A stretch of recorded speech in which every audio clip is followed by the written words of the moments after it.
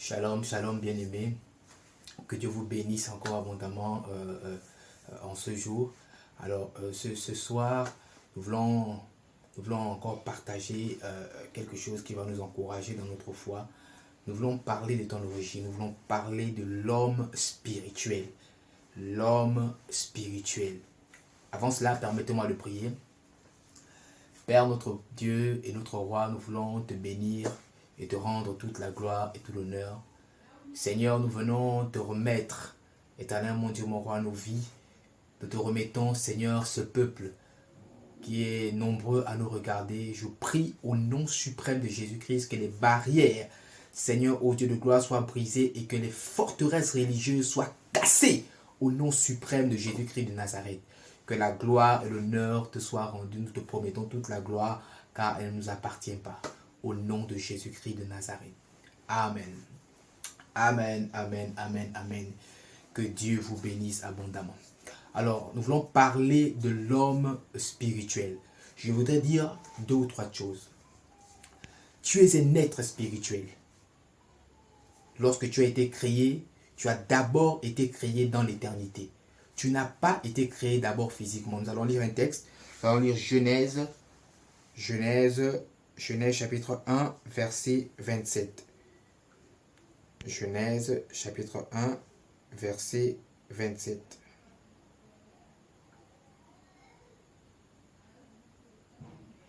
Permettez-moi de faire la lecture. La Bible déclare, Dieu créa l'homme à son image, il le créa à l'image de Dieu, il créa l'homme et la femme. Dieu les bénit et Dieu leur dit, soyez féconds, multipliez, remplissez la terre et assujettissez-la, et dominez sur les poissons de la mer, sur les oiseaux du ciel, et sur tout animal qui se meut à ras de terre. Nous voyons dans Genèse chapitre 1, à partir de son verset 17, que Dieu crée l'homme. Le verbe créer ici en Genèse chapitre 1, verset 17, c'est bara. Bara qui signifie créer à partir de rien. C'est-à-dire Dieu crée l'homme à partir de rien. L'homme est sorti de Dieu. Ça veut dire la matière avec laquelle Dieu est fait, c'est la matière avec laquelle l'homme est fait. Sinon l'esprit de l'homme. Parce qu'en Genèse chapitre 1, l'homme n'est pas encore sur la terre, au verset 27. L'homme n'est pas encore sur la terre, l'homme n'a pas encore été formé, c'est-à-dire l'homme n'a pas encore un corps. Mais là, l'homme est créé dans l'éternité. Et c'est Dieu qui dit que l'homme est créé. Ça veut dire l'homme est une partie de Dieu. Ou l'esprit de l'homme est une partie de Dieu. Si Dieu est fait en sable, cela signifie que l'esprit de l'homme est fait en sable. Et lorsque vous allez un peu plus devant, en Genèse chapitre 2, on va parler de la formation de l'homme. La Bible dit que Dieu forma l'homme de la poussière de la terre. Le verbe utilisé en Genèse chapitre 2, c'est le verbe yatsar. Yatsar qui signifie créer à partir de quelque chose, former à partir de quelque chose. Et nous voyons bien quand nous lisons le texte que Dieu forme l'homme à partir de la poussière de la terre. Donc l'origine de l'homme n'est pas la terre. L'origine de l'homme est Dieu. L'origine de l'homme est dans l'éternité. L'esprit de l'homme est créé dans l'éternité. L'esprit de l'homme n'est pas créé sur la terre. L'esprit de l'homme est créé dans le Olam de Dieu, donc dans l'éternité de Dieu. Et je voudrais te rappeler, toi qui suis cette vidéo, que tu es un être spirituel. Toi, chrétien, tu es un être spirituel. Avant que Adam ne soit sur la terre avec un corps, Adam avait déjà existé dans l'éternité de Dieu, dans le Olam de Dieu. Et donc pour cela, la capacité que tu as à adorer Dieu, la capacité que tu as à te connecter avec le divin, c'est parce que ta source est divine. Et nous le voyons dans l'évolution du monde.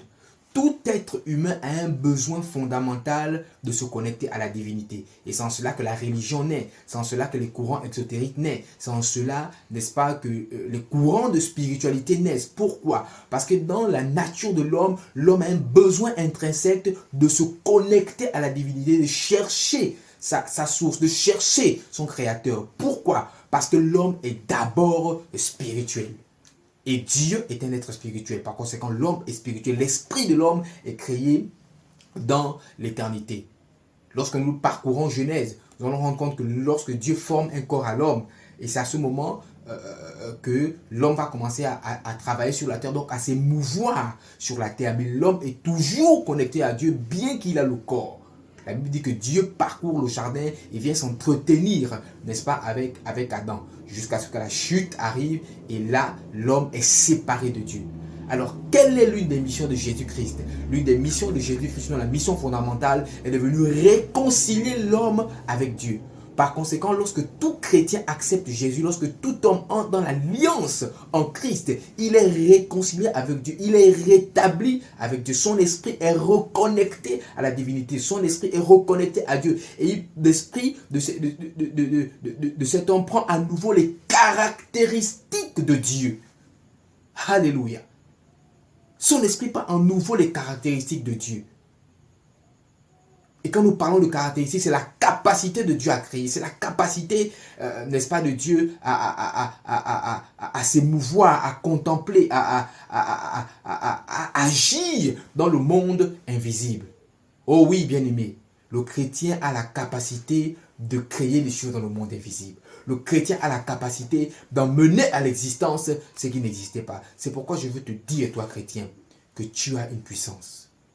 Ta parole est créative. Tu as la capacité de dire des choses et la chose arrive. Tu as la capacité d'emmener des choses qui sont dans le spirituel au physique. De même que Dieu a créé, de même toi tu as la capacité de créer. Parce que ta source est spirituelle. Parce que ta nature est spirituelle. Tu n'es pas ton corps. Non, mais tu es ton esprit. Ton corps, ce n'est pas toi. Moi que vous voyez aujourd'hui, ce n'est pas moi. Mais c'est l'esprit au-dedans de moi. C'est l'esprit au-dedans de moi. Nous voulons encourager la communauté chrétienne, en ces temps de la fin, à opérer dans une dimension spirituelle un peu plus élevée. Il est temps que l'Église puisse entrer dans une ère où la spiritualité de l'Église est à un niveau conscient plus élevé que celle de tout autre courant exotérique. Il n'y a de salut en aucun autre nom si ce n'est le nom de Jésus. Aucune spiritualité ne peut vous sauver si ce n'est la spiritualité en Christ Jésus. Si ce n'est le fait de vous réconcilier avec votre Créateur et de à nouveau adopter les caractéristiques de votre nature réelle. À nouveau vous reconnecter avec le divin, avec Dieu, par le Seigneur Jésus-Christ de Nazareth. Que Dieu bénisse sa parole. Shalom.